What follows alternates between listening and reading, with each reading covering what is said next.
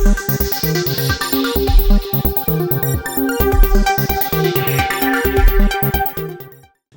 आप देख रहे हैं वॉइस ऑफ उत्तराखंड और मैं हूं आपके साथ मयंक गौड़। वक्त हो गया है दिन भर की बड़ी खबरों का। सबसे पहले एक नजर हेडलाइंस पर। भारतीय सेना को आज मिले 314 नए अफसर। इंडियन मिलिट्री एकेडमी देहरादून में पासिंग आउट परेड में ली कैडेट्स ने देश सेवा की शपथ। मुख्यमंत्री पुष्कर सिंह धामी ने ली राज्य वन्यजीव बोर्ड की बैठक। वन्यजीव संघर्ष के लिए निर्धारित राशि को बढ़ाया। राजाजी टाइगर रिजर्व में रेड अलर्ट घोषित, 24 घंटे हो रही है पेट्रोलिंग। मुख्यमंत्री पुष्कर सिंह धामी पहुंचे बीजेपी मुख्यालय। पार्टी कार्यकर्ताओं की बैठक में हुए शामिल। और अब खबरें विस्तार से। भारतीय सेना को आज 314 नए अफसर मिल गए हैं। इंडियन मिलिट्री एकेडमी देहरादून में आज पासिंग आउट परेड के बाद सेना में 314 नए अफसरों की तैनाती हुई। सेना प्रमुख general Manoj Pande passing out parade में शामिल हुए। परेड में 11 मित्र देशों के 30 जवान भी मौजूद रहे। बीजेपी प्रदेश मुख्यालय में चल रही प्रदेश पदाधिकारियों की बैठक में मुख्यमंत्री पुष्कर सिंह धामी ने शिरकत की। इस दौरान उन्होंने कहा कि प्रदेश अध्यक्ष महेंद्र भट्ट के नेतृत्व में हरिद्वार में हुए पंचायत चुनाव में पार्टी ने सभी रिकॉर्ड तोड़े हैं।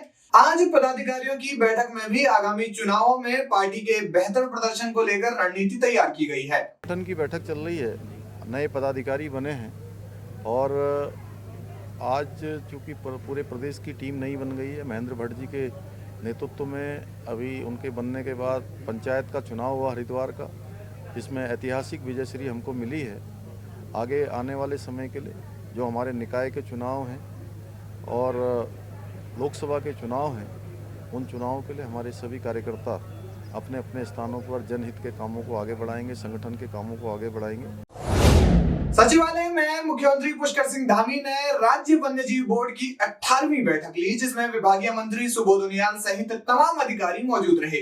बैठक के पश्चात मुख्यमंत्री पुष्कर सिंह धामी ने कहा कि वन्यजीव संघर्ष के लिए जो निर्धारित राशि पहले 4 लाख रुपए थी, उसे अब बढ़ाकर 6 लाख रुपए कर दिया गया है।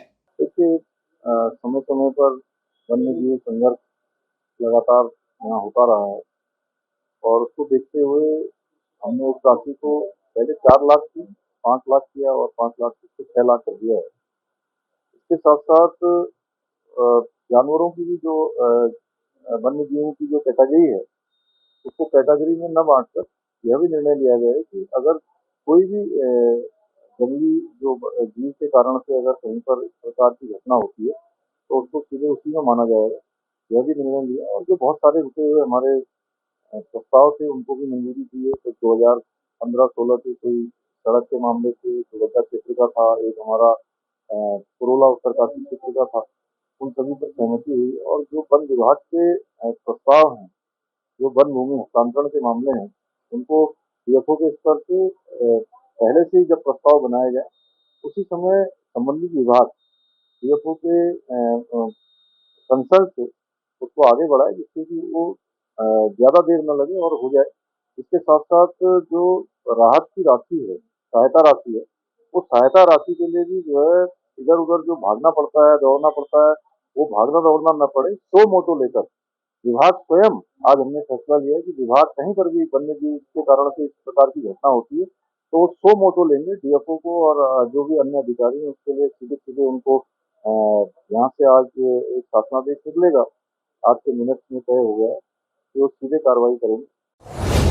पूर्व मुख्यमंत्री त्रिवेंद्र सिंह रावत ने आज लक्सर के एचआर डिग्री कॉलेज में आयोजित खेल प्रतियोगिता में शिरकत की, जहां उन्होंने लोकसभा के पटल पर पारित हुए यूनिफॉर्म सिविल कोड और कॉमन सिविल कोड विधेयकों पर कहा कि देश को तेजी से आगे बढ़ाने के लिए इस बिल का होना बेहद महत्वपूर्ण है।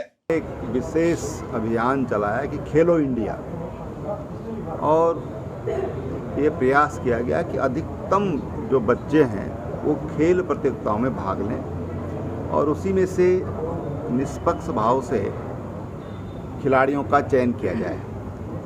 और आपने देखा है कि पिछले 3-4 वर्षों में उसके व्यापक परिणाम सामने आए हैं और उसी का परिणाम है कि उत्तराखंड हो, चाहे देश का हरियाणा राज्य हो, अन्य राज्य हों, अनेक प्रतिभाएं निखर कर इस बीच में आई हैं।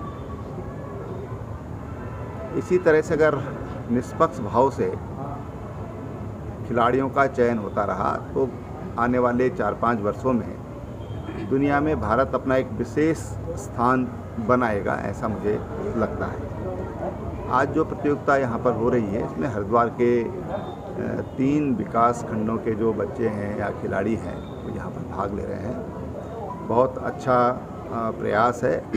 मुझे लगता है कि खेल केवल खेल नहीं है, मनोरंजन नहीं है, बल्कि खेल एक संस्कार है। और जो हमारी नई जनरेशन है या जो बच्चे हमारे हाई स्कूल में हैं, इंटरमीडिएट में, लाइफ के जो टर्निंग पॉइंट होते हैं उस समय में बच्चों को एक सही दिशा में जाने का भी काम करते हैं। और ये कहूँ कि विपरीत दिशा में जो बच्चे जाने की जिनकी संभावना होती है उनको भी एक मौका देता है अपने आप को प्रदर्शित करने का। और ये जो खेल प्रतियोगिता यहाँ पर हो रही है, मुझे विश्वास है कि यहाँ के जो बच्चे हैं अपनी प्रतिभा का नववर्ष 2023 और क्रिसमस के मद्देनजर राजाजी टाइगर रिजर्व में रेड अलर्ट घोषित कर दिया गया है। पार्क की सभी रेंजों में 24 घंटे निरंतर पेट्रोलिंग के आदेश जारी कर दिए गए हैं। इसके साथ ही गंगा तटीय क्षेत्रों और सघन आबादी वाले इलाकों में वन कर्मियों की तैनाती के साथ ही सभी रेंज अधिकारियों को प्रतिदिन मॉनिटरिंग का आदेश दे दिए गए हैं। हरिद्वार में अखिल भारतीय संत समिति की बैठक प्रदेश अध्यक्ष और श्री पंचायती निर्मल अखाड़े के कोठारी जसविंदर सिंह के नेतृत्व में आयोजित की गई। बैठक का मुख्य एजेंडा धर्म रक्षा, राष्ट्र रक्षा और गौरक्षा रहा। साथ ही बैठक के दौरान सर्वसम्मति से जिला कार्यकारिणी का गठन भी किया गया। देवपुरा आश्रम के महंत गुरमीत सिंह को जिला अध्यक्ष, महंत किशन दास महाराज को महामंत्री और महंत रामानुज दास को कोषाध्यक्ष नियुक्त किया गया।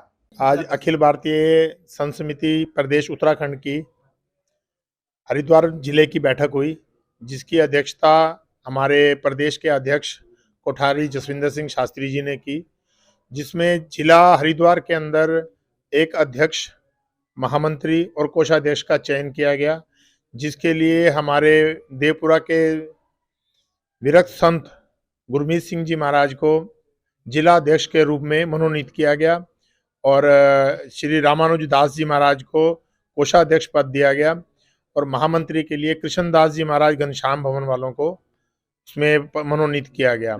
और सभी संतों ने मिलकर उन्हें इस कार्यभार को संभालने के लिए निवेदन किया और उन्होंने सब कृति दी अपनी। और हम उनसे चाहेंगे कि वो जल्द से जल्द प्रदेश में अपनी पूरी समिति को खड़ा कर कार्य को आगे बढ़ाएं, जिससे हम जल्द ही एक बड़ा जो विशाल कार्यक्रम करने जा रहे हैं उसके लिए सभी संतों को एकत्रित किया जा सके। लोहाघाट उप जिला चिकित्सालय की महिला फार्मासिस्ट किरण जोशी ने लोहाघाट के विधायक खुशहाल सिंह अधिकारी पर अभद्रता और धमकी देने का आरोप लगाया है। मामले में पूर्व भाजपा विधायक पूरन सिंह फड़त्याल फार्मासिस्ट के समर्थन में आ गए हैं। पूर्व विधायक फड़त्याल ने कांग्रेसी विधायक खुशहाल सिंह अधिकारी पर छोटे कर्मचारियों के उत्पीड़न करने का आरोप लगाया है। नंबर 1 तो मैं तो पेपरों के माध्यम से, सोशल मीडिया के माध्यम से देख रहा हूँ जो स्थिति लोकल में है। एक छोटे कर्मचारी या काम करने वाले कर्मचारियों पर राजनीति नहीं होनी चाहिए। और जहाँ तक ये जनप्रतिनिधि विधायक स्तर होता है उनको यहाँ के विकास की चिंता होनी चाहिए, इन छोटे मोटे मामले में नहीं पड़ना चाहिए। मैं तो यही सलाह दूंगा। और जहाँ तक एक फार्मासिस्ट से उलझने वाली बात है, यहाँ के जो फार्मासिस्ट और स्टाफ जितना भी है वो तन मन धन से यहाँ पर काम करता है। अगर केवल हम राजनीति कर रहे हैं, थोड़ी देर के लिए कोई एब्सेंट हो रहा है, कोई खाना खा रहा है, कोई चाय पी रहा है, उस टाइम जाके उनको एब्सेंट दिखाना और उनके साथ अभद्रता व्यक्त करना और उसमें नेतागिरी की बात करना, आज जो है यहाँ के विकास के साल भर ऐसे विधानसभा में जब से उनको बने हुए हो गया है, यहाँ क्या क्या विकास हुए हैं ये जनता के पास रखना चाहिए, जनता से रायशुमारी करनी चाहिए और यहाँ के विकास के लिए चिंतित होना चाहिए। वो केवल एक फ़ोटो सेशन, मैंने इधर पर गया, मैं नाली में गया, अब मैं परसों देख रहा था एक सड़क का काम 2 दिन में नहीं होगा तो एक जो स्वीकृत कार्य हैं, जो ऑन गोइंग कार्य हैं, वो आज नहीं होंगे तो 1 दिन में होंगे, 2 दिन काम बंद हो रहा तो कल हो जाना चाहिए। इस टाइप की राजनीति नहीं है। नई उपलब्धि क्या है उनकी? आज तक 1 साल के अंदर पर इस लोहाघाट को क्या ऐसी उपलब्धि हुई है। इन चीज़ों को गिनाना चाहिए, जनता के इसमें जाना चाहिए। हॉस्पिटल पे एक छोटे कर्मचारी जो तन मन धन से काम कर रहे हैं और उनका एक उत्पीड़न टाइप का करना और उनके साथ मिसबिहेव करना, ये अच्छी बात नहीं है। मैं तो यही सलाह दूंगा कि मिलजुल कर ये काम करना चाहिए। हॉस्पिटल में अगर कहीं पर 19-20 कमी है तो उनके उच्च अधिकारियों को शिकायत करके उसका समाधान करना चाहिए। दवाई का मामला है तो सीएमओ से बात करनी चाहिए। वहाँ के कहने मतलब इंचार्ज को बात करनी, डायरेक्ट एक फार्मासिस्ट से तू तड़ागा मिसबिहेव करना, ये राजनीति से परे है। ये केवल राजनीति है। लोगों को आजकल अखबार में, सोशल मीडिया में जिंदा रहना है, इससे क्षेत्र का विकास नहीं होना चाहिए। अगर सोशल मीडिया में, अखबारों में जिंदा रहना है तो पहले जमीन में काम करना होगा। खबर चंपावत से है, जहां जिला जज श्रीमती कहकशा खान ने अंतर्राष्ट्रीय मानवाधिकार दिवस के मौके पर लोहाघाट के न्यायिक बंदी गृह में शिविर लगाकर वहां बंद कैदियों की समस्याओं को सुनकर उनके समाधान के आदेश दिए। जिला जज श्रीमती कहकशा खान ने कहा कि जिस तरह हमारे अधिकार होते हैं उसी तरह कैदियों के भी अधिकार होते हैं।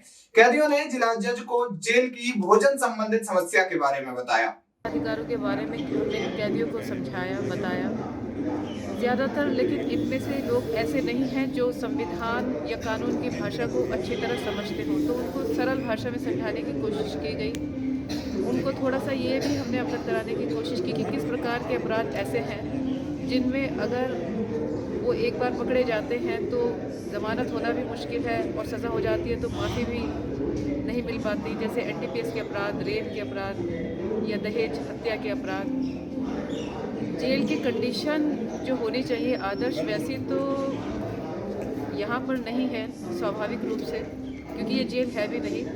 अंग्रेज़ों के ज़माने का शायद 1926 से लॉकअप उन्होंने बनाया था और उसी को एक अस्थायी जेल के रूप में इस्तेमाल किया जा रहा है। तो मैं जब भी यहाँ आती हूँ जेल विजिट पर, और आज भी, तो अंदर घुसते ही जो पुराने वाला पोर्शन है वो बहुत अच्छे हालात में नहीं है। अच्छे क्या, वो मानवीय दृष्टिकोण से मनुष्य के रहने वाले हालात में नहीं है। उसे देखकर मुझे बहुत तकलीफ होती है। मैंने और डीएम साहब ने काफ़ी आपस में इस पर विचार विमर्श किया, काफ़ी हमने कोशिश की। डीएम साहब का बहुत बड़ा सहयोग रहा कि उन्होंने एक नया पोर्शन, ये वाला जिस प्रमाइसिस में आज हम बैठे हुए कैंप कर रहे थे, इसको तैयार अपने सामने, कुछ पिछले वाले डीएम साहब के सामने तैयार हुआ, लेकिन इसको पूरा शिफ्ट उन्होंने किया। इसमें पुरुष कैदी स्थानांतरित हो गए हैं, महिला कैदी अभी पुराने वाले में रहती हैं। तो उसके लिए भी उन्होंने हमें आश्वासन दिया है कि उसका जितना भी काम छोटा पुटर वो करा सकते हैं मरम्मत का, कम से कम उसे करा के इस लायक कर देंगे कि वो थोड़ा रहने लायक हो जाए। नई जेल चंपावत में अभी बनी नहीं है और उसके लिए एक रस्साकशी शायद चल रही है सरकार में, शासन में और प्रशासन में, लोगों में। ज़मीन के चुनाव के ऊपर कुछ विवाद है, वो बन जाए तो हालात बेहतर होंगे। और लोगों को एक, मेरा अपना विचार है कि एक खुली जेल होनी चाहिए और उसमें बाइफर्केशन होना चाहिए, जहाँ कम उम्र के बच्चे 18 से 25 तक के अलग रखे जाएं, 25 से ऊपर वाले अलग रखे जाएं, और जो गंभीर अपराधों के हैं उनकी बैरक थोड़ी अलग हो, और जो कम गंभीर अपराधों के, छोटे छोटे मामलों के, उनकी बैरक अलग हो। उनके लिए शिक्षा की और स्किल डेवलपमेंट की ये सुविधाएं होनी चाहिए। ये मेरा अपना मानना है और मैं प्रयास करूंगी कि मेरी बात आगे तक किसी मंच तक पहुंचे और सरकार इस पर ध्यान दे, प्रशासन इस पर ध्यान दे और अच्छे हालात हम पैदा कर सकें। लोहाघाट में होम्योपैथिक विभाग ने स्वास्थ्य शिविर लगाकर लोगों को डेंगू से बचाव की जानकारी देकर निःशुल्क दवा वितरण किया। इस दौरान डॉक्टर उर्मिला ने कहा कि डेंगू एक जानलेवा बीमारी है जो साफ पानी में रहने वाले मच्छरों के काटने से होती है। सावधानी बरतने से इस बीमारी से बचा जा सकता है। इस बुलेटिन में फिलहाल इतना ही। उत्तराखंड की बड़ी अपडेट्स के लिए आप बने रहिए हमारे साथ, देखते रहिए वॉइस ऑफ उत्तराखंड। धन्यवाद।